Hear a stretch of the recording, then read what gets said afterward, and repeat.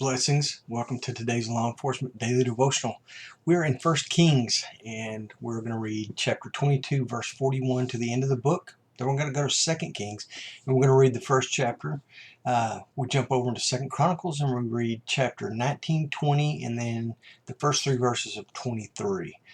So hope you were able to get all that read ahead of time. Got a good law enforcement takeaway for us out of this today.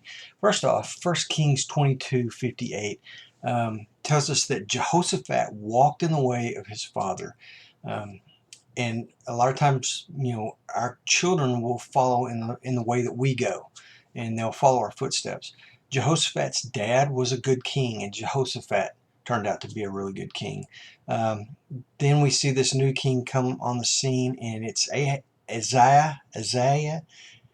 however you say it, Isaiah, walked in the ways of his father, who was Ahab, and his mother was Jezebel, and he walks in the footsteps of his parents. So it just goes to show us that training and upbringing is very important. It's a good message for you FTOs that you train a new officer in the way that you want them to be, and then they will be that way for the most part. That we do get our own takeaways, and we do policing the way we take from this one or take from that one, but always my FTOs had a huge influence on the way that I practiced law and the things that I knew because of what they taught me.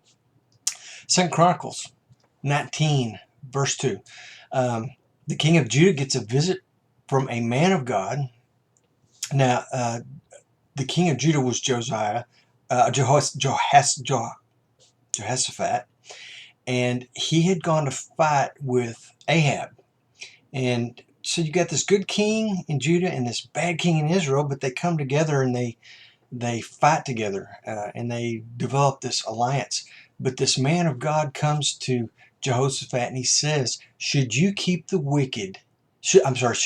the wicked and love those who hate the Lord, and so bring wrath upon yourself from the Lord?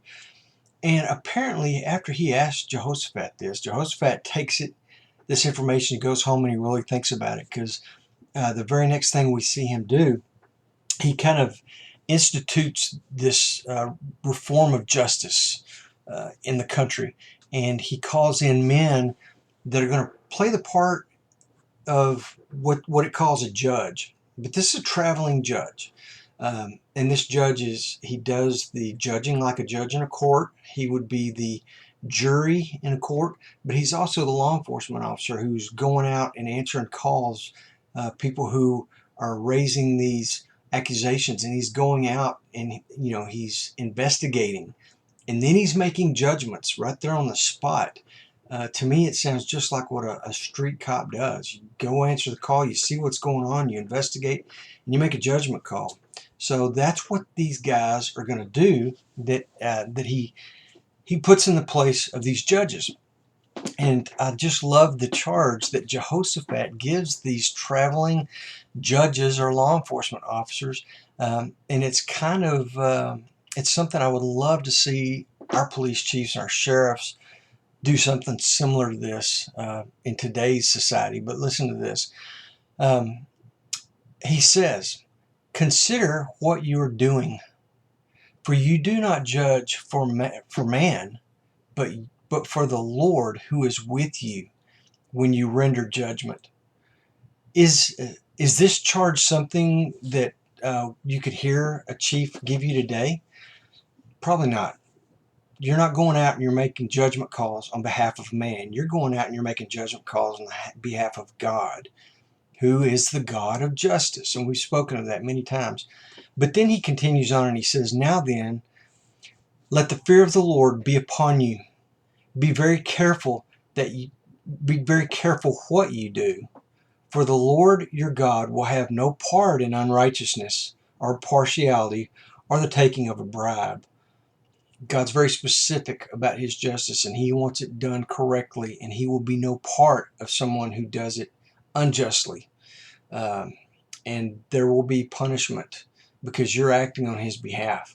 So, great law enforcement takeaway for us. Tomorrow we're in 2 Kings, and we're going to be in chapters 2, 3, and 4. So I hope you get a chance to get those read. Come back here tomorrow and let's see what God speaks to us from his word. Be safe.